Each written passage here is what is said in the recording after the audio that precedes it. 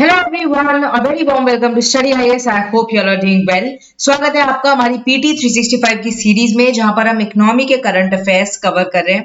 आज हमें innovation, skill development and entrepreneurship वाला जो पोर्शन है उससे स्टार्ट करना है। अब देखो, सबसे पहला हमारा जो पोर्शन है वो इनोवेशन का हम देखने वाले हैं। सबसे पहला टॉपिक है ग्लोबल इनोवेशन इंडेक्स। अब ऐसे जो इंडेक्सेस होते हैं, यूपीएससी कई बार पूछ चुका है एंड स्पेशली यूपीएससी ये पूछ लेता है कि ये इंडेक्स पर्टिकुलरली किसने निकाला है या फिर इंडिया की रैंक कैसी रही है। देखो, नंबर्स पे ज्यादा गौर ना देते हुए यूपीएससी इस चीज के ऊपर गौर देता है कि इंडिया की रैंकिंग बढ़ी है या फिर घटी है। ठीक है, तो थोड़ा बहुत इसलिए अंदाजा होना चाहिए। अब India became the 40th most innovative country and 46 थे हम 2021 के अंदर in the global innovation index.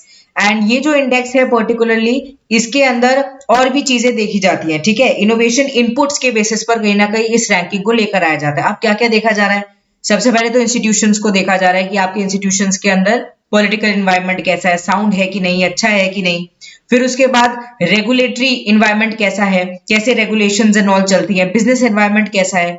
फिर ह्यूमन कैपिटल एंड रिसर्च के रिगार्डिंग ये देखा जाता है कि एजुकेटेड लोग हैं कि नहीं, टर्शरी एजुकेशन लोगों को प्रोवाइडेड है कि नहीं, रिसर्च एंड डेवलपमेंट में लोग इन्वॉल्व हैं कि नहीं। फिर इंफ्रास्ट्रक्चर की अगर हम बात करें तो information and communication technology, ICT जिसको हम कहते हैं, उसका इंफ्रास्ट्रक्चर देखा जाता है। जनरल इंफ्रास्ट्रक्चर देखा जा रहा है, इकोलॉजिकल सस्टेनेबिलिटी देखी जा रही है। फिर मार्केट सोफिस्टिकेशन की अगर हम बात करें तो क्रेडिट कैसे मिलता है, इन्वेस्टमेंट कैसे हो रही है, ट्रेड डाइवर्सिफिकेशन है कि नहीं, मार्केट स्केलिंग है कि नहीं, ये सब। फिर बिजनेस सोफिस्टिकेशन की अगर हम बात करें तो नॉलेज वर्कर्स हैं, इनोवेशन लिंकेजेस अगर प्रोवाइडेड हैं तो सही तरीके से वो चल रहे हैं, नहीं चल रहे हैं, ये सब। नॉलेज का एब्जॉर्प्शन है कि नहीं। अब ये सब चीजें अगर अच्छी तरीके से ग्रो हो रही है तो ऑब्वियसली एक कंट्री इनोवेटिव होगी। एक कंट्री में ज्यादा स्टार्टअप्स आते हुए नजर आएंगे, ज्यादा वेंचर्स खुलते हुए नजर आएंगे, ज्यादा इंस्टीट्यूशंस फॉर्म होते हुए नजर आएंगे। अब इनोवेशन आउटपुट सब इंडेक्स की अगर हम बात करते हैं तो नॉलेज एंड टेक्नोलॉजी आउटपुट्स में knowledge creation, knowledge impact, knowledge diffusion हमें देखने को मिलता है। वेरएज क्रिएटिव आउटपुट की अगर हम बात करें तो इनटेंजिबल एसेट्स, फिर उसके बाद creative goods and services form होते हुए नजर आते हैं, हमें ऑनलाइन क्रिएटिविटी आती हुई नजर आती है। ठीक है, दीज आर दी आउटपुट्स। अब जीआईआई की अगर हम बात करें, 2007 के अंदर लॉन्च हुआ था। ग्लोबल स्टेट ऑफ इनोवेशन को ये ट्रैक करता है, रैंक करता है इनोवेटिव परफॉर्मेंस को नेशनली कि कैसी रही और सब कंट्रीज ने कैसा परफॉर्म किया। ठीक है, इसके बारे में बताता है। अब देखो, सबसे मेन बात यह, इसको लेकर कौन आया, इसको वीपो लेकर आया in partnership with Portulans institute. And इसके साथ साथ इन्होंने बहुत सारे कॉर्पोरेट पार्टनर्स के साथ, जैसे कि कॉन्फेडरेशन ऑफ इंडियन इंडस्ट्री के साथ कहीं ना कहीं कोलैबोरेट किया, एकेडमिक नेटवर्क मेंबर्स के साथ कोलैबोरेट किया। पर मेनली आपको याद रखना है कि वीपो इन partnership with many other more कहीं ना कहीं मेंबर्स वो लेकर आया है। अब वीपो की अगर हम बात करें, वीपो है वर्ल्ड इंटेलेक्चुअल प्रॉपर्टी ऑर्गेनाइजेशन, उसके बारे में हम थोड़ी देर बाद पूरा ही देख लेंगे। अब जीआईआई 2022 का थीम क्या था, थीम भी पूछ लेता है यूपीएससी। तो थीम था what is the future of innovation driven growth. उसके बाद रिजल्ट क्या आया कि हमें देखने को मिला कि इसमें रैंक किया गया 132 कंट्रीज को on the basis of two sub indexes. तो क्या थे वो? पहला था इनोवेशन इनपुट सब इंडेक्स, दूसरा था इनोवेशन आउटपुट सब इंडेक्स, जैसे कि हमने ऊपर देखा। तो ये दो सब इंडेक्सेस थे, इनके बेसिस पर ओवरऑल हमें एक रैंकिंग आती हुई नजर आई हर नेशन की। अब टॉप 5 कंट्रीज की अगर हम बात करें तो देखो, Switzerland, USA, Sweden, UK, Netherland. ठीक है, ये सब जो कंट्रीज है इन्होंने काफी अच्छा परफॉर्म किया, काफी इनोवेटिव ये कंट्रीज है। इंडिया ने जंप किया 41 प्लेसेस सिंस 2015 अगर हम देखें। एंड कहीं ना कहीं हमने टॉप किया है central and southern Asia region के अंदर, as well as low middle income group के अंदर हमने काफी अच्छा परफॉर्म किया है। तो देखो, ये आपको याद रखना है, इनोवेशन इंडेक्स में we have performed well. Also central and southern Asia region के अंदर वी हैव टॉप। अब India continues to hold first rank अगर हम information and communication technology services की बात करें, एक्सपोर्ट इंडिकेटर्स की बात करें उनके रिगार्डिंग। अदर इंडिकेटर्स हैं जैसे कि वेंचर कैपिटल रेसिपिएंट वैल्यू, फिर उसके अंदर हम 6th आए हैं। फिर finance for startup and scale up, ठीक है, 8th। हमारे देश के अंदर वैसे ही स्टार्टअप काफी ज्यादा हमें ग्रो होते हुए नजर आ रहे हैं, specially in places like Bangalore. फिर graduates in science and engineering 11th, labour productivity growth 12। And अगर हम डोमेस्टिक इंडस्ट्री डाइवर्सिफिकेशन की बात करें, 14th रैंक हमने हासिल करी है। अब देखो, अगर हम इंडिया की बात करें तो बेंगलुरु उसके बाद दिल्ली, मुंबई, चेन्नई, ये कुछ ऐसी जगहें हैं जो कि world largest top 100 science and technology clusters बनती हुई नजर आ रही हैं। एंड हम देख सकते हैं कि हमारे देश का जो डेमोग्राफिक डिविडेंड है, जो हम कह सकते हैं एक तरीके से जो रिच पॉपुलेशन है या फिर यंग पॉपुलेशन है, वो ज्यादातर they are migrating to these places for job opportunities and for other opportunities also. अब वीपी की अगर हम बात करें, world intellectual property right organization की अगर हम बात करें, तो ये एक स्पेशलाइज्ड एजेंसी है यूएन की, जो कि 1967 के अंदर बनाई गई थी, जिससे हम क्रिएटिविटी को इनहेंस कर सके, एनकरेज कर सके, प्रमोट कर सके प्रोटेक्शन को इंटेलेक्चुअल प्रॉपर्टी का अराउंड द वर्ल्ड। अब मेंबरशिप 193 मेंबर स्टेट्स हैं इसके अंदर, एंड मल्टीपल इंटरनेशनल ट्रीटीज को भी ये लेकर आता है। ठीक है, अभी हम देखेंगे ट्रीटीज। एंड ये बात याद रखना कि इंडिया इज अ मेंबर। अब वीपो एडमिनिस्टर करता है कुछ ट्रीटीज को, और उनके बेसिस पर क्लासिफिकेशन होता है, जैसे कि सबसे पहले हो गया नाइस एग्रीमेंट, फिर लोकार्नो, फिर स्ट्रासबर्ग, फिर उसके बाद वियना। अब अगर हम नाइस एग्रीमेंट की बात करें, इसके अंतर्गत रजिस्टर होते हैं ट्रेडमार्क एंड सर्विस मार्क। फिर लोकार्नो एग्रीमेंट की अगर हम बात करें तो इंडस्ट्रियल डिजाइन को ये देखता है। स्ट्रासबर्ग एग्रीमेंट को अगर हम देखें तो it basically looks over to the patent and utility model according to the different areas of technology. And Vienna agreement जो है वो बेसिकली मार्क करता है अदर चीजों को या फिर फिगरेटिव एलिमेंट्स को बेसिकली देखता है। ठीक है, तो बेसिकली आपको ये याद रखना है, ये ट्रीटीज याद रखना। ठीक है, NLST, NLSV, ऐसे आप कहीं ना कहीं इसको याद रख सकते हैं। ठीक है, चलो अब नीति आयोग भी अगर हम अपने देश की बात करें, नीति आयोग भी लेकर आया।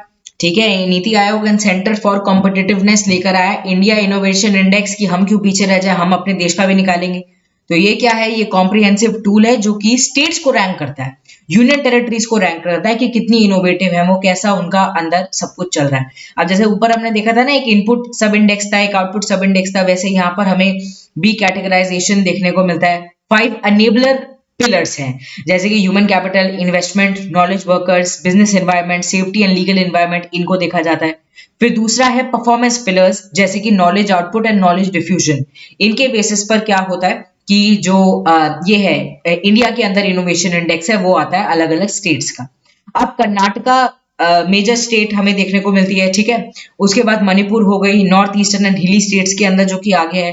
फिर चंडीगढ़ हमें देखने को मिलता है कि आगे है यूनियन टेरिटरीज या फिर सिटी स्टेट्स के अंदर, and they have topped in their respective categories. अब देखो अगला, देखो इंटेलेक्चुअल प्रॉपर्टी राइट अगर हम इंडिया की बात करें, तो हमारी जो इकोनॉमिक एडवाइजरी काउंसिल है टू द प्राइम मिनिस्टर, उन्होंने रिलीज किया एक रिपोर्ट को रिगार्डिंग दिस। एंड अब इसको समझने से पहले देखो ये समझो कि इंटेलेक्चुअल प्रॉपर्टी क्या होती है।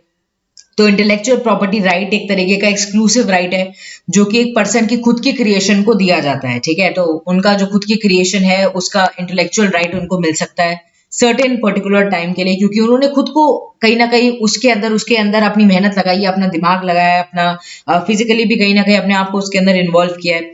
तो वो उनका हकदार है उसके ऊपर। ठीक है, वो कहीं ना कहीं उसके हकदार है, तो ऐसे इंटेलेक्चुअल प्रॉपर्टी राइट मिलता है। As such protection is provided in different form, जैसे कि कॉपीराइट हो गया है ना, कॉपीराइट ज्यादातर हमें लिटरेरी एंड आर्टिस्टिक वर्क के लिए मिलता हुआ नजर आता है। फिर जीआई हो गया, आपने देखा होगा जीआई टैग इसको मिल गया, उसको मिल गया है ना, अलग अलग जीआई टैग्स मिलते रहते हैं। फिर पेटेंट्स हो गए, फिर रजिस्टर्ड डिजाइन, ट्रेडमार्क्स एक्सेट्रा। ठीक है, ये सब हमें देखने को मिलते हैं। अब ट्रिप्स जो है, trade related aspect of intellectual property right, most comprehensive multilateral agreement है आईपीआर के रिगार्डिंग अगर हम बात करते हैं। ये क्या देखता है, इसने बेसिकली सिंक किया अपने साथ किन किन को लेकर आया, बेसिकली पेरिस कन्वेंशन जो कि प्रोटेक्शन ऑफ इंडस्ट्रियल प्रॉपर्टी के लिए था, पेटेंट हो गए, इंडस्ट्रियल डिजाइन हो गए। ठीक है, उनको इसने सिंक किया। इसके साथ साथ बर्नी कन्वेंशन जो कि protection of literary and artistic work के लिए था, जिसमें कॉपीराइट मिलता है, उसको बेसिकली इसने सिंक किया। तो ट्रिप्स काफी इंपॉर्टेंट वैसे ही हो जाता है। अब इंडिया आईपीआर गवर्नेंस फ्रेमवर्क की अगर हम बात करें तो इंडिया की बहुत अच्छी परफॉर्मेंस नहीं है। देखो, we have perform 93 out of 55 countries in the international intellectual property index 2022, जो कि यूएस चैम्बर्स ऑफ कॉमर्स लेकर आया। अब ये याद रखना, ये जो इंटेलेक्चुअल प्रॉपर्टी इंडेक्स है, ये यूएस चैम्बर ऑफ कॉमर्स लेकर आया है। ठीक है, एंड यहाँ पर देखो क्या क्या चीज को देखा गया, यहाँ पर भी अलग अलग एक्सपेक्ट को देखा गया, एंड हमने कहीं ना कहीं बहुत अच्छा परफॉर्मेंस के अंदर नहीं किया है। And it was based on the framework जो कि हमें ट्रिप से रिलेटेड देखने को मिलते हैं। अब क्या क्या जैसे अलग अलग फ्रेमवर्क्स हो गए ना, ऊपर हमने कहीं ना कहीं देखे अलग अलग फ्रेमवर्क्स क्या है, नीचे अवेलेबल होंगे ये रहे पेटेंट डिजाइन, ठीक है, ऐसे ऐसे अलग अलग मिलते हैं। अभी इसको हम थोड़ी देर बाद देख लेंगे। अब देखो पहले ट्रिप्स के बारे में समझ लो। ट्रिप्स जो है 1986 1994 के अंदर कहीं ना कहीं नेगोशिएट किया गया था उरुग्वे रैंड के बाद, एंड ये इंट्रोड्यूस किया इंटेलेक्चुअल प्रॉपर्टी रूल्स को मल्टीलेटरल ट्रेडिंग सिस्टम के अंदर सबसे पहले कहीं ना कहीं लेकर आया। ये प्रोवाइड करता है मिनिमम स्टैंडर्ड ऑफ प्रोटेक्शन जो कि मिलनी चाहिए, which is followed by the world trade organization members, and compulsory license यहाँ पर अलाउड है under the 2001 WTO Doha declaration, and it is agreed by 164 members countries of the WTO। अब framework for governance अगर हम IPR regime की बात करते हैं तो सबसे पहला है पेटेंट। पेटेंट के अगर हम बैकिंग की बात करें तो इंडियन पेटेंट एक्ट 1970 इसको बैकिंग प्रोवाइड करता है, and it was also amended in 2005। फिर आता है डिजाइंस, द डिजाइन एक्ट 2000 के अंदर कहीं ना कहीं लेजिस्लेटिव फ्रेमवर्क इसे प्रोवाइड हुआ है। फिर ट्रेडमार्क होता है जो कि ट्रेडमार्क एक्ट 1999 के द्वारा कहीं ना कहीं लेजिस्लेटिव फ्रेमवर्क इसको प्रोवाइड हुआ है। अब कौन इसको देखता है, कौन इसको एडमिनिस्टर करता है, तो इन तीनों को पेटेंट डिजाइन ट्रेडमार्क, इनको controller general of patent design and trademark CGPDTM कहीं ना कहीं इनको एडमिनिस्टर करता है। अब देखो देश की अगर हम बात करें, पेटेंट ज्यादातर हमें 20 ईयर्स के लिए मिलता हुआ नजर आता है, और अगर हम ट्रेडमार्क की बात करें ये हमें जनरली 10 इयर्स के लिए मिलता हुआ नजर आता है। उसके बाद देखो copyright, the copyright act 1957 registrar of copyright कहीं ना कहीं इसको प्रोवाइड करता है। कॉपीराइट ज्यादातर 60 इयर्स के लिए मिलता है या कम ज्यादा भी ये हो सकता है। बायोडाइवर्सिटी के लिए बायोलॉजिकल डाइवर्सिटी एक्ट 2002 है। नेशनल बायोडाइवर्सिटी अथॉरिटी NBA कहीं ना कहीं प्रोवाइड करती है। फिर देखो very famous geographical indication, the GI of goods registration and protection act 1999 के तहत कहीं ना कहीं ये एडमिनिस्टर होता है। ज्योग्राफिकल इंडिकेशन रजिस्ट्री के द्वारा कहीं ना कहीं GI टैग प्रोवाइड किया जाता है। फिर transistors and electric circuit board, ये जो है semiconductor integrated circuit layout design act 2000 के तहत एडमिनिस्टर होता है। And SCILDR that is semiconductor integrated circuit layout design registry इनको प्रोवाइड करती है। प्लांट वेराइटीज एंड फार्मर्स की अगर हम बात करें, इनकी भी तो चीजों को मिल सकता है इंटेलेक्चुअल प्रॉपर्टी का राइट, तो protection of plant varieties and farmers right act 2001 के तहत ये एडमिनिस्टर होता है, एंड डिपार्टमेंट ऑफ एग्रीकल्चर इसको प्रोवाइड करता है। चलो आगे बढ़ते हैं। अगर हम एक और चीज याद रखना, GI टैग जो है वो ज्यादातर 10 साल के लिए मिलता है। चलो national intellectual property awareness mission that is NIPAM. अब नीपम कैसे याद रखोगे, IP याद रखना, ठीक है, इंटेलेक्चुअल प्रॉपर्टी की ये बात कर रहा है, ठीक है, उसके बारे में बात कर रहा है, ऐसे आप याद रखना। अब नीपम जो है फ्लैगशिप प्रोग्राम है ministry of commerce and industry का, जिससे इंटेलेक्चुअल प्रॉपर्टी के रिगार्डिंग अवेयरनेस बढ़ सके, बेसिक ट्रेनिंग प्रोवाइड हो सके, एंड बेसिक ट्रेनिंग कम से कम 1 मिलियन स्टूडेंट्स को हमारे देश के अंदर प्रोवाइड हो। इम्प्लीमेंटेशन की बात करें तो intellectual property office, the office of controller general of patent design and trademark under the ministry of commerce and industry इसको इम्प्लीमेंट करते हैं। ऑब्जेक्टिव यही है अवेयरनेस को फैलाना। वैसे भी हमारे देश के अंदर काफी कम लोग अवेयर है regarding intellectual property rights that they can acquire, therefore it is important that we raise the awareness among the people. And यहाँ पर यही चीज करी जा रही है, स्टूडेंट के बीच में कहीं ना कहीं अवेयरनेस को क्रिएट किया जा रहा है रिगार्डिंग इंटेलेक्चुअल प्रॉपर्टी। इसके बाद इनका मेन ऑब्जेक्टिव है कि क्रिएटिविटी को बढ़ाना, इनोवेशन को बढ़ाना स्टूडेंट्स के अंदर, specially with respect to higher education class 8 to 12, also ignite करना, इंस्पायर करना कॉलेज स्टूडेंट को, यूनिवर्सिटी स्टूडेंट को कि अगर उन्होंने कोई क्रिएशन करी है तो उसको प्रोटेक्शन प्रोवाइड करना भी वो जाने।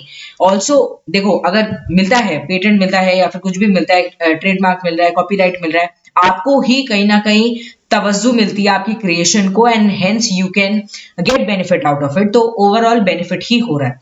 Contribute to the cultural and economic development society की, एंड जैसे कि अटल इनोवेशन मिशन हो गया, all India council for technical education हो गया, यूनिवर्सिटी ग्रांट कमीशन हो गया, है ना, इनके साथ कहीं ना कहीं कोलैबोरेशन कर इस चीज को थॉट को लाने की बात करी जा रही है। फिर क्रिएशन ऑफ आत्मनिर्भर Bharat by raising the IP awareness, ये एक मेन ऑब्जेक्टिव है जो कि नीपम का है। तो नीपम याद रखना, IP जो बीच में है नीपम के वो याद रखना, दैट डिनोट्स इंटेलेक्चुअल प्रॉपर्टी। चलो स्किल डेवलपमेंट देखते हैं। स्किलिंग लैंडस्केप अगर हम इंडिया की बात करें तो हमारे देश के अंदर जो एम्प्लॉयबल वर्कफोर्स है वो कहीं ना कहीं बड़ी है। माना कि हमारे देश के अंदर अभी भी प्रॉब्लम है अनएम्प्लॉयमेंट की, बट देखो the employable workforce have braced, तो ये हमारे लिए एक पॉजिटिव बात है। एंड अगर हम स्टेटस ऑफ स्किल्ड वर्कफोर्स की अगर हम बात करें तो इंडिया स्किल्स रिपोर्ट 2023 आया था, जिसने काफी बातों को सामने रखा। तो इसने बताया कि जो वर्केबल हमें कहीं ना कहीं एम्प्लॉयबल वर्कफोर्स देखने को मिल रही है 46.2 से 50.3% हो गई। वुमेन वर्कफोर्स की अगर हम बात करें वो भी हायर हो गया है, ठीक है, 52.8% है अभी अगर हम इसे कंपेयर करें with respect to the main, ठीक है। And state with highest employability अगर हम देखें तो उत्तर प्रदेश है, फिर महाराष्ट्र है, फिर दिल्ली है, फिर आंध्र प्रदेश, राजस्थान एंड फर्दर फिर और सब हैं। अब देखो आगे आपको क्या याद रखना है, फर्स्ट उत्तर प्रदेश, फिर महाराष्ट्र, फिर दिल्ली, ठीक है, ऐसे आपको याद रखना है। फिर साउथ इंडिया की अगर हम बात करते हैं तो आंध्र प्रदेश आ जाता है। अब नॉट हाँ जी, साउथ इंडिया की अगर हम बात करते हैं तो आंध्र प्रदेश आ जाता है। अब देखो अगर हम इंस्टीट्यूशंस की बात करें तो under the ministry of skill development and entrepreneurship इसको कहीं ना कहीं हमें आता हुआ नजर आया। एंड देखो और भी चीजें आई हैं, जैसे कि national skill development agency form हुई, national skill development corporations form हुई, सेक्टर स्किल काउंसिल्स फॉर्म हुई, जिससे लोगों को और बेनिफिट मिल सके। अब पॉलिसी है जैसे कि national policy for skill development and entrepreneurship 2015 के अंदर लेकर आई गई थी, इसने भी काफी मदद करी है। कौन कौन सी स्कीम एंड इनिशिएटिव हमें इसी के रिगार्डिंग आते हुए नजर आए, प्रधानमंत्री कौशल विकास योजना हो गया, या फिर प्रधानमंत्री युवा योजना हो गया, ठीक है, ऐसी योजना आई है।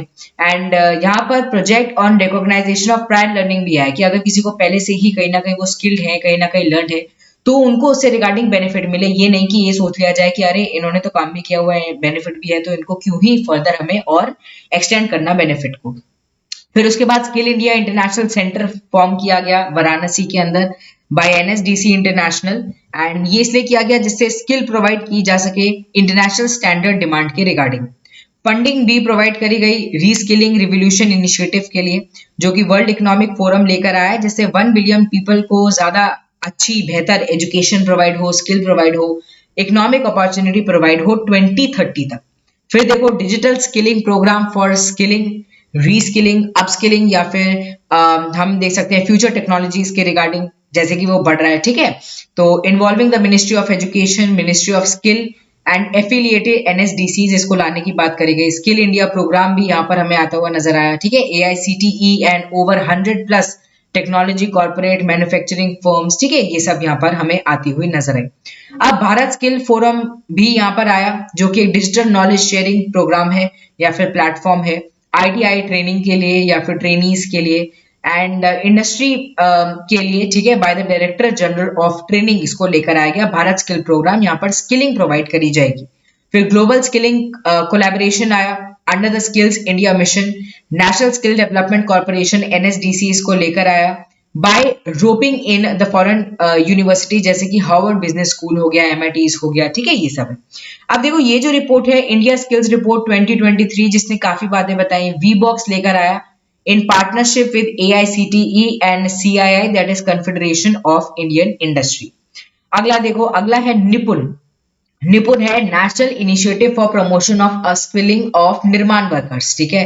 तो ये जो लास्ट एन है ये याद रखना, इट डिनोट्स निर्माण वर्कर। आप किसी चीज का निर्माण हो रहा है या फिर कंस्ट्रक्शन हो रही है, उसको बनाया जा रहा है, तो ये कंस्ट्रक्शन वर्कर्स के लिए लेकर आया गया। Ministry of housing and urban affairs ने इसको लॉन्च किया निपुण को, जिसकी फुल फॉर्म है national initiative for promotion of upskilling of the निर्माण वर्कर्स। एंड यहाँ पर करीबन 1 लाख कंस्ट्रक्शन वर्कर्स को स्किलिंग प्रोवाइड करी जाएगी। अब ये जो है इनिशिएटिव कहीं ना कहीं अंडर दीनदयाल अंत्योदय योजना नेशनल अर्बन लाइवलीहुड मिशन के अंदर ये आता है। एंड इम्प्लीमेंटेशन इसका डिवाइडेड है 3 पार्ट्स के अंदर। सबसे पहला है ट्रेनिंग, जो कि रिकॉग्नाइजेशन ऑफ प्रायर लर्निंग के थ्रू प्रोवाइड करी जाएगी एट द कंस्ट्रक्शन साइट। फिर training through fresh skilling by plumbing हो गया, ठीक है, इंफ्रास्ट्रक्चर सेक्टर स्किल काउंसिल हो गया, इनके थ्रू कहीं ना कहीं नई नई स्किल्स इनको प्रोवाइड करी जाएंगी। फिर इंटरनेशनल प्लेसमेंट, जो कि इंडस्ट्री के थ्रू होती है, बिल्डर्स के थ्रू होती है, कॉन्ट्रैक्टर्स के थ्रू होती है ना। तो इन बेसिस पर इन 3 पार्ट पर इनको इंप्लीमेंट किया जाएगा, निपुण को इंप्लीमेंट किया जाएगा, स्किलिंग इनको प्रोवाइड होगी। कोर्सेज को अलाइन किया गया है नेशनल स्किल क्वालिफिकेशन फ्रेमवर्क के रिगार्डिंग।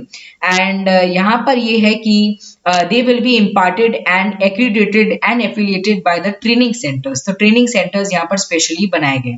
अब नेशनल स्किल क्वालिफिकेशन प्रोग्राम जो है ये nationally integrated education and competency framework है, जो भी अनेबल करता है लोगों को कि वो डिजायर्ड कंपिटेंसी लेवल को एक्वायर कर सके bye basically gaining the required amount of skills.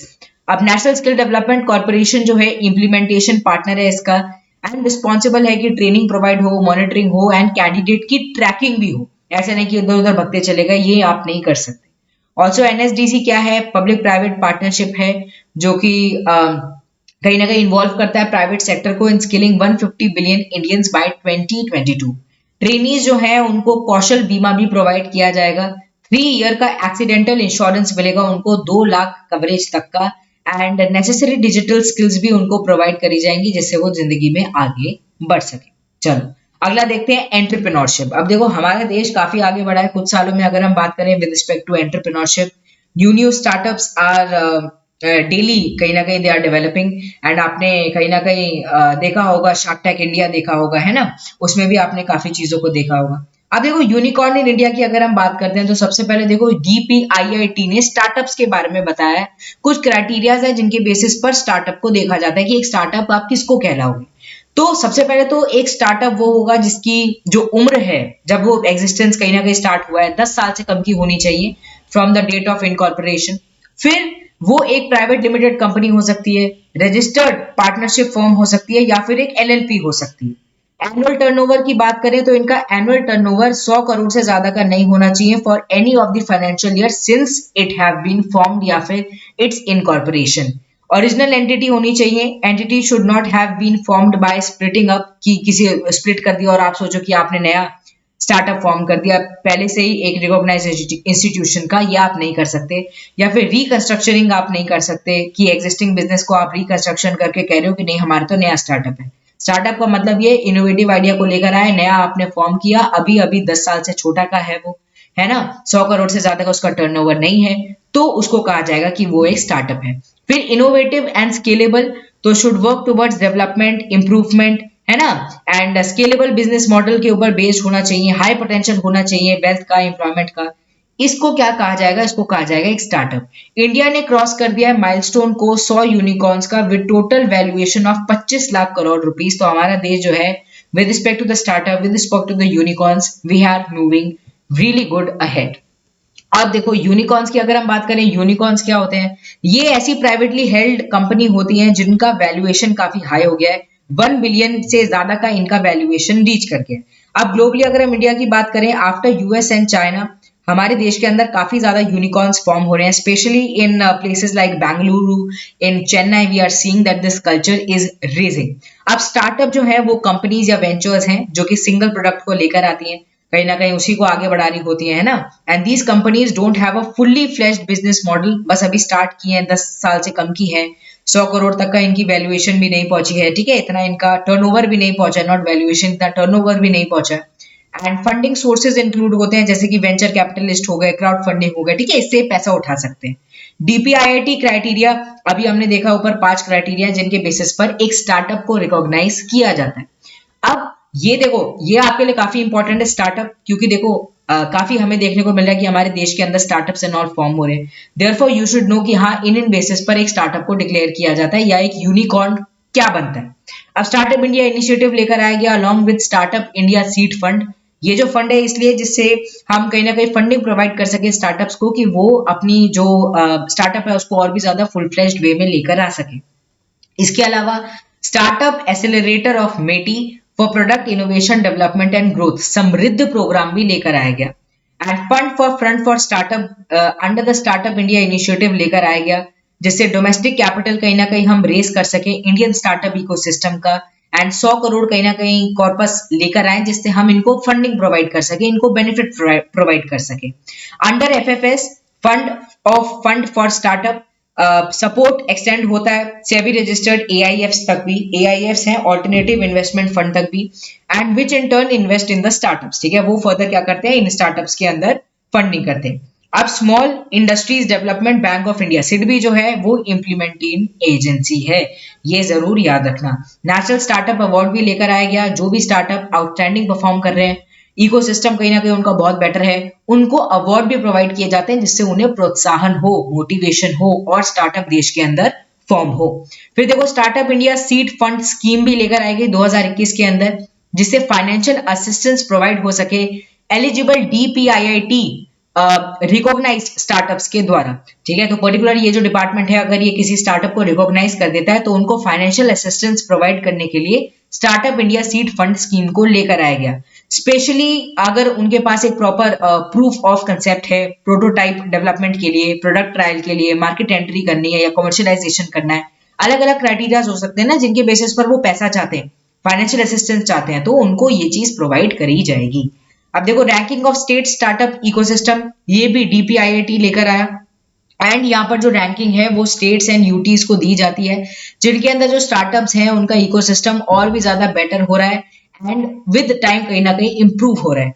2021 की अगर हम रैंकिंग की बात करें, 24 स्टेट्स एंड 7 यूटीज को यहाँ पर बेसिकली इन्वॉल्व किया गया एंड परफॉर्मेंस देखा गया अक्रॉस 7 ब्रॉड रिफॉर्म एरियाज, जैसे कि support, innovation, entrepreneurship, assess market का है कि नहीं, फंडिंग सपोर्ट है कि नहीं, मेंटरशिप सपोर्ट है कि नहीं, ठीक है, ये सब। अब पार्टिसिपेंट्स आर ग्रेडेड कि बेस्ट परफॉर्मेंस है, टॉप परफॉर्मर है, लीडर है, एस्पायरिंग लीडर है या फिर इमर्जिंग स्टार्टअप इकोसिस्टम यहाँ पर फॉर्म हो रहा है। इस बेसिस पर बेसिकली इनको ग्रेड किया जाता है।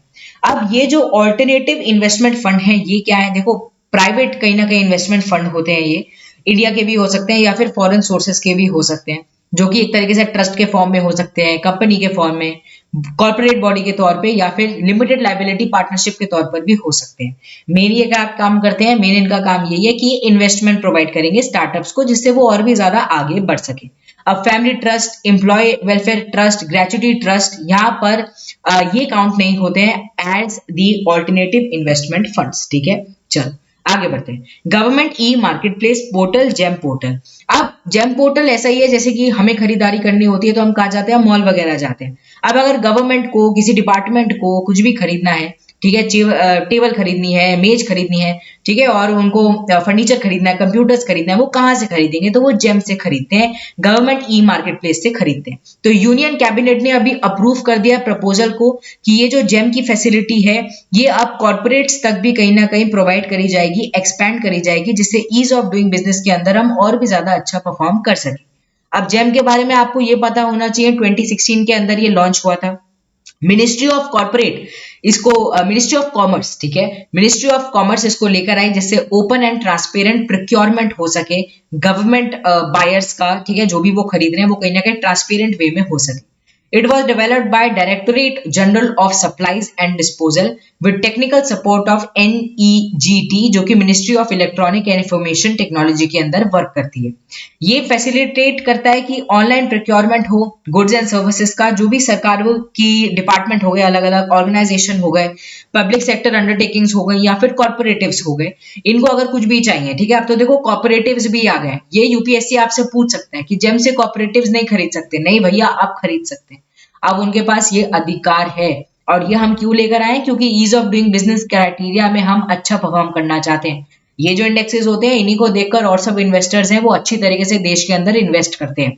पिछले लेक्चर में हमने देखा था ना, हमारे देश के अंदर हमें एफडीआई का आउटफ्लो देखने को मिल रहा है, एफडीआई का इनपुट देखना है। We want to see foreign investors investing in our country, so we have to perform well in every aspect. Therefore यहाँ पर कॉपरेटिव्स को ज्वाइन कर दिया गया है ना, ऐसे आप इसको समझ सकते हैं। प्राइवेट बायर्स जो है वो बाय नहीं कर सकते इन प्लेटफॉर्म से and but they can sell product to the government bodies. तो देखो गवर्नमेंट, जरूरी तो नहीं है गवर्नमेंट को जो भी चाहिए वो सब कुछ गवर्नमेंट के पास हो, गवर्नमेंट को भी प्राइवेट एंटिटी से खरीदना पड़ सकता है, तो खरीद सकते हैं।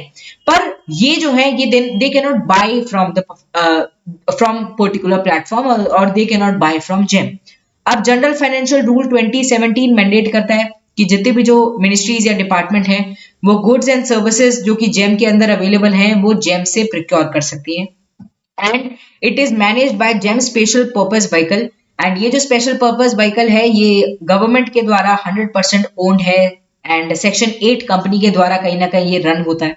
तो ये व्हीकल बनाया इसलिए गया है जिससे जेम को कहीं ना कहीं मैनेज कर सके। And the purchases through GeM by the government users have been authorized and made mandatory by the Ministry of Finance। तो मिनिस्ट्री ऑफ फाइनेंस ने इसे मैंडेटरी कर दिया कि आपको कुछ चाहिए तो आपको जेम से ही खरीदना पड़ेगा। आपके पास हमारे जैसे ऑप्शन नहीं है कि आप अलग अलग मॉलों के अंदर जा रहे हो, हमने आपके लिए एक मॉल बना दिया, ठीक है। इस तरीके से आप इसको याद रख सकते हैं। चलिए, की concept and information on innovation, skill development and entrepreneurship. सबसे पहला है जो कि पूरे साल या फिर 2-3 साल आफ्टर स्पेशली कोविड हमें देखने को मिला कि न्यूज के अंदर है, वो है गिग वर्कर्स। गिग वर्कर्स वो लोग होते हैं जो कि कहीं ना कहीं ऐसी एम्प्लॉयमेंट के अंदर एंगेज है जहां पर हमें ट्रेडिशनल एम्प्लॉयर एम्प्लॉय रिलेशनशिप नहीं देखने को मिल रही। ज्यादातर क्या होता है, जैसे कोई पर्टिकुलर काम आया, किसी पर्टिकुलर टाइम लिमिट के लिए आया, आपने वो काम किया, वो काम हो गया खत्म। जैसे फ्रीलांसर्स होते हैं, ठीक है, इनको कहा जाता है गिग वर्कर्स। स्पेशली इन कोविड-19 वी सॉ कि गिग वर्कर जो है उनका राइज हो गया, एकदम से ही काफी राइज हो गया। तो नीति आयोग ने रिलीज किया India's booming gig and platform economy report. इसके अंदर बताया कि क्या होना चाहिए, universal social security coverage gig workers को भी प्रोवाइड होना चाहिए, and code on social security जो लेकर आया गया वो उनको प्रोवाइड होना चाहिए, एंड यूजिंग रेस फ्रेमवर्क कहीं ना कहीं हम इसको लेकर आ सकते हैं। अब देखो रेस की यहाँ पर पूरी फुल फॉर्म भी दी गई है। तो रेस क्या है, रिकॉग्नाइज करो अलग अलग नेचर ऑफ प्लेटफॉर्म को। ऑल्सो ये देखो कि गिग वर्कर्स की कैटेगरी के अंदर कौन कौन आते हैं जिनको रिक्वायरमेंट है। फिर ऑगमेंटेशन होना चाहिए सोशल सिक्योरिटी का थ्रू इनोवेटिव फाइनेंसिंग मैकेनिज्म।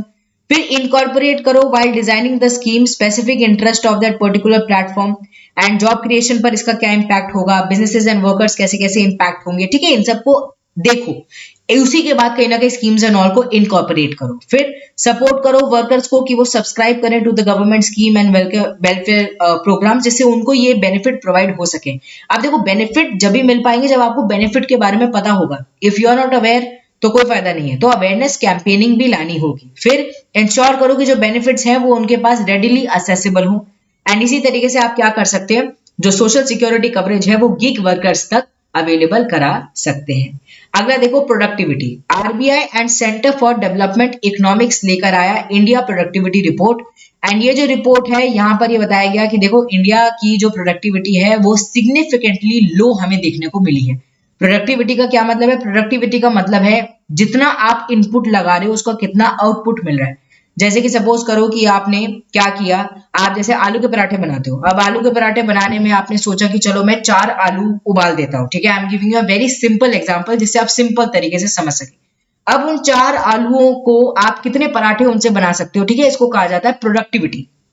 तो productivity can be defined as the ratio of output of the goods and services to the input human as well as others are putting into it, ठीक है।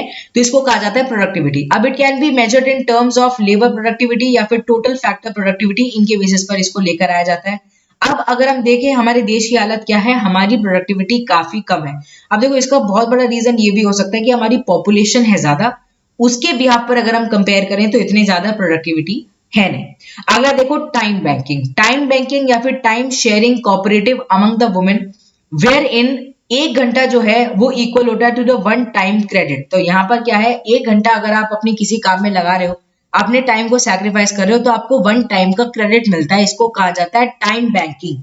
अब regardless of the service आप जो भी perform कर रहे हो या रिगार्डलेस ऑफ द जेंडर, अगर आप 1 घंटा लगा रहे हो उसमें आप कितना कहीं ना कहीं आप उसमें काम कर पाए हो, ठीक है, उसको कहा जाता है कि आपने 1 टाइम क्रेडिट को कहीं ना कहीं अर्न कर लिया। अब time banking can be viewed as a opportunity cost unpaid activity के लिए, अगर हम in time of the time sacrificed देख रहे हैं कि इतना टाइम हमने सैक्रिफाइस किया, तो कितना एक्टिविटी कहीं ना कहीं हमने इसके अंदर परफॉर्म करी है, या फिर कितना कहीं ना कहीं अपॉर्चुनिटी कॉस्ट है एक अनपेड एक्टिविटी की। अब for each hour of the service exchange, जो सर्विस प्रोवाइडर है वो रिसीव करता है 1 टाइम क्रेडिट को, वेयर एज जो बेनिफिशियरी है वो पे करता है 1 टाइम क्रेडिट को to that particular service provider. अब देखो नेशनल कैरियर सर्विस पोर्टल, ये जो है नाम से आपको पता चल रहा है लोगों के करियर के बारे में सोच रहा है, तो जॉब प्लेटफॉर्म होगा। 2015 के अंदर ministry of labour and employment लेकर आई, जिससे एम्प्लॉयमेंट सर्विसेज यहाँ पर प्रोवाइड हो सके। एम यही है क्वालिफाइड जॉब सीकर्स को कहीं ना कहीं कनेक्ट करो, उनको बेनिफिट प्रोवाइड करो। नेशनल कैरियर सर्विस पोर्टल जो है ये इनहैंस करेगा जो कैंडिडेट्स हैं उनकी पर्सनैलिटी को, उन्हें कैरियर काउंसलिंग यहाँ पर प्रोवाइड होगी, वोकेशनल गाइडेंस प्रोवाइड होगी, है ना। वोकेशनल गाइडेंस बहुत इंपॉर्टेंट है क्योंकि देखो हमारा देश भी अभी वोकेशनल स्किल्स पर भी ध्यान दे रहा है। फिर कैरियर स्किल ट्रेनिंग यहाँ पर प्रोवाइड करी जाएंगी। लिंकेज है national career service portal and e Shram के बीच में, ठीक है, and it has been completed in 2022। इन दोनों के बीच में एक तरीके से लिंकेज को फॉर्म किया गया। अगला देखो अटल न्यू इंडिया चैलेंज। अब अटल इनोवेशन मिशन है, वुमेन सेंट्रिक चैलेंज कहीं ना कहीं वो सामने लेकर आया under the ANIC program to address the major issues faced by the women. तो ये जो अटल न्यू इंडिया चैलेंज है ये बेसिकली अटल इनोवेशन मिशन के थ्रू हमें ये जो पता चला है कि जो वुमेन है उनको बहुत सारे चैलेंजेस फेस करने होते हैं, उनके लिए बेसिकली आया है। अब अनेक एक क्या है, एक फ्लैगशिप प्रोग्राम है अटल इनोवेशन मिशन का एंड नीति आयोग का, जो कि मेन काम क्या है कि सीक करता है, सेलेक्ट करता है, सपोर्ट करता है, नर्चर करता है टेक्नोलॉजी बेस्ड इनोवेशन को, जो कि सॉल्व कर सकता है इन चैलेंजेस को जो कि नेशनल इंपॉर्टेंस के रिगार्डिंग है या फिर सोसाइटल रेलेवेंस काफी ज्यादा रखते हैं। ये हेल्प करता है in the commercialisation value of death by supporting innovators, की इनोवेटर्स जो हैं उनको आप एक तरीके से सपोर्ट प्रोवाइड कर रहे हो जिससे उनकी प्रोडक्ट का कमर्शियलाइजेशन हो सके, रिस्क एसोसिएटेड जो है उनको हम हटा सकें, ऑल्सो रिसोर्सेज की testing, piloting, market creation better way में हो सके। आप देखो ओवरऑल अगर ये इन सब चीजों को सोच रहा है तो ये वुमेन सेंट्रिक चैलेंजेस जो है उनको भी ये डायरेक्टली टारगेट कर रहा है। It provide fund up to 1 crore through the grant based mechanism and ये ओपन है किसी भी कंपनी के लिए जो कि इनकॉर्पोरेटेड है कंपनीज एक्ट 2013 के अंदर, एंड एनी कंपनी जो कि रजिस्टर्ड है as a startup which is recognised by DPIIT. अभी अभी हमने देखा ना कि 10 साल से कम का होना चाहिए, 100 करोड़ से कम का कहीं ना कहीं उनका एक तरीके से हमें देखने को मिलना चाहिए कि टर्नओवर है ना, उसको कहा जाता है कि वो एक स्टार्टअप है, तो ये सब इसके अंदर आ सकते हैं। अगला देखो Setu, supporting entrepreneurs in transforming and upskilling. अब नाम से आपको पता चल रहा है आप क्या कर रहे हो, आप एंटरप्रेन्योर्स को बेनिफिट कर रहे हो। अब सेतु में आप ई याद रखना, ई stands for entrepreneurship. Commerce and industry minister ने इसको लॉन्च किया। ये स्टार्टअप इन इंडिया को कहीं ना कहीं कनेक्ट करता है यूएस बेस्ड इन्वेस्टर से, जिससे इकोसिस्टम बेटर हो सके, ऑल्सो अच्छी तरीके से फंडिंग प्रोवाइड हो, मार्केट एसेस हो, ये सब है। सेतु डिजाइंड है to break the geographical barriers between the mentor which is based on US, जो कि कहीं ना कहीं इन्वेस्ट करना चाहते हैं देश के अंदर पर किसी वजह से वो इन्वेस्ट नहीं कर पा रहे, तो एंटरप्रेन्योरशिप ज्यादा बेटर हो सके, सनराइज स्टार्टअप्स इन इंडिया कहीं ना कहीं और बेहतर हो सके, इसके लिए सेतु आया है। Interaction between the stakeholders will be supported through the mentorship portal. ठीक है, इसके लिए पर्टिकुलरली एक पोर्टल भी बनाया गया है under the startup India initiative जिसका नाम है मार्ग। अब देखो मार्ग कैसे याद रखोगे, हिंदी में वर्ड है ना मार्गदर्शन, इससे आप याद कर सकते हो कि क्या किया जा रहा है, मार्गदर्शन किया जा रहा है किनका, जिससे लोगों का, जिससे स्टार्टअप्स ज्यादा बेटर हो सके। मार्ग का फुल फॉर्म है mentorship, advisory, assistance, resilience and growth programme, जो कि एक सिंगल स्टॉप सोल्यूशन है जिससे स्टार्टअप्स इन इंडिया और भी ज्यादा बेहतर हो सके। अब देखो अलग तरीके से भी पूरा यहाँ पर बताया गया है कि ये पोर्टल है क्या, बनाया इसलिए गया है जिससे स्टार्टअप जो है वो हमारे देश के अंदर डाइवर्स सेक्टर्स के अंदर आ सके। ऑब्जेक्टिव है सेक्टर फोकस्ड गाइडेंस प्रोवाइड करना स्टार्टअप्स को जिससे और बेहतर हो सके, ऑल्सो इनको मेंटरशिप प्रोवाइड करना, मेंटर मेंटी अरेंजमेंट को, एंगेजमेंट को बेटर करना, ऑल्सो कस्टमेबल मेंटरशिप प्रोग्राम्स को प्रोवाइड करना। कस्टमाइज करो, कस्टमाइज का मतलब ये जो रिक्वायरमेंट है उसके बेसिस पर आप उसको कस्टमाइज करो। जैसे कि सपोज करो कि अगर हम देख रहे हैं कि स्किन केयर के बेसिस पर कोई अगर स्टार्टअप फॉर्म हो रहा है तो आप उन्हीं के लिए उसे कस्टमाइज कर रहे हो कि स्किन केयर का कितना मार्केट है, स्किन केयर के रिगार्डिंग आप किन किन प्रोडक्ट्स को टारगेट कर सकते हो। ठीक है, ये सब है। अगला देखो going online as leaders program goal. ठीक है, goal recently ministry of tribal affairs लेकर आया, ये काफी इंपॉर्टेंट है, ये पूछा जा सकता है गोल प्रोग्राम, एंड ये सेकंड फेज हमें इसका लॉन्च होता हुआ नजर आया। ये Facebook India and ministry of tribal affairs, थोड़ा अतरंगी सा साउंड हो रहा होगा पर इन दोनों का कहीं ना कहीं ज्वाइंट इनिशिएटिव है जिससे क्या किया जा रहा है, मेंटरशिप प्रोवाइड करी जा रही है ट्राइबल यूथ को थ्रू द डिजिटल मोड, जिससे डिजिटलाइजेशन हमारे देश के अंदर बेटर हो सके। कौन कौन कर रहा है, Mark Zuckerberg, Facebook India with ministry of tribal affairs. Aim क्या है, डिजिटली अपस्किल करना, 10 लाख से ज्यादा यूथ को, ट्राइबल कम्युनिटी को और भी ज्यादा आगे बढ़ाना, उन्हें अपॉर्चुनिटी प्रोवाइड करना। अगर डिजिटल टेक्नोलॉजी से वो ज्यादा रूबरू होंगे, ज्यादा वो बेटर लाइफ में कर पाएंगे। ये क्या करता है, क्रिएट करता है प्लेटफॉर्म को सेल्फ हेल्प ग्रुप्स के लिए, कंपनीज जो कि एसोसिएटेड है ट्राइफेड से, tribal cooperative marketing development federation of India से, उनका प्रोडक्ट ग्लोबली कहीं ना कहीं बिक सके, इसको भी कहीं ना कहीं ये प्रोवाइड करता है, अपॉर्चुनिटी ये प्रोवाइड करता है। अगला देखो ग्रामीण उद्यमी प्रोग्राम। ठीक है, अब ये जो है 450 ट्राइबल स्टूडेंट्स मध्य प्रदेश के अंदर एंड झारखंड, उनको ट्रेन करता है। तो अगर ये आ गया कि ये जो है ग्रामीण उद्यमी प्रोजेक्ट पूरे देश के अंदर है, तो देखो अभी पूरे देश के अंदर ये नहीं आया है। It is implemented in 6 state जो कि है Maharashtra, Rajasthan, Chhattisgarh, Madhya Pradesh, Jharkhand and Gujarat under the संसदीय परिसंकुल योजना।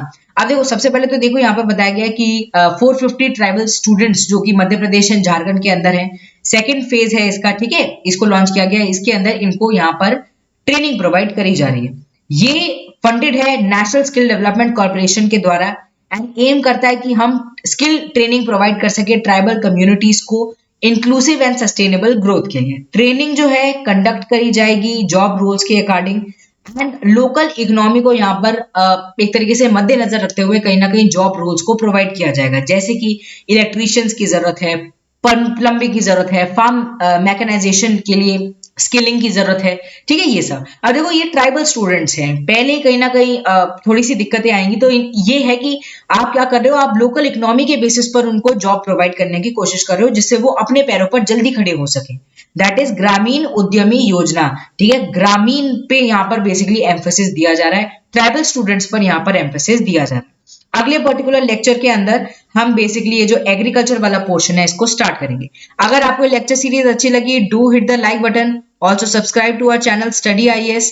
ऐसे ही आप हमारे साथ पढ़ते रहिए। ऑल्सो स्टडी आईएएस पर आपको स्पेशलाइज्ड एक एक वीडियो भी मिल जाएगी करंट अफेयर्स के बेसिस पर, उनको जरूर आप कवर करा करो। जल्दी जल्दी आपको क्या होगा, करंट अफेयर्स में क्या चल रहा है वो पता चल जाएगा, है ना, तो उनको जरूर कवर किया करो। ऑल्सो इंडियन पॉलिटी की पूरी प्लेलिस्ट चैनल पर अवेलेबल है, 2 चैप्टर रह गए हैं, उनको भी मैं प्रोवाइड कर दूंगी जल्दी, उसको आप पूरा देख सकते हैं अगर आपको एम लक्ष्मीकांत पूरी कवर करनी। तो चैनल पर बहुत सारे जो कोर्सेज हैं वो अवेलेबल हैं, प्लेलिस्ट में जाइए, सबको देखिए, सारे अवेलेबल हैं, एंड उनका कहीं ना कहीं आप लुत्फ उठाइए, ठीक है। चलिए मिलते हैं कल, bye bye everyone, take care and have a wonderful day ahead.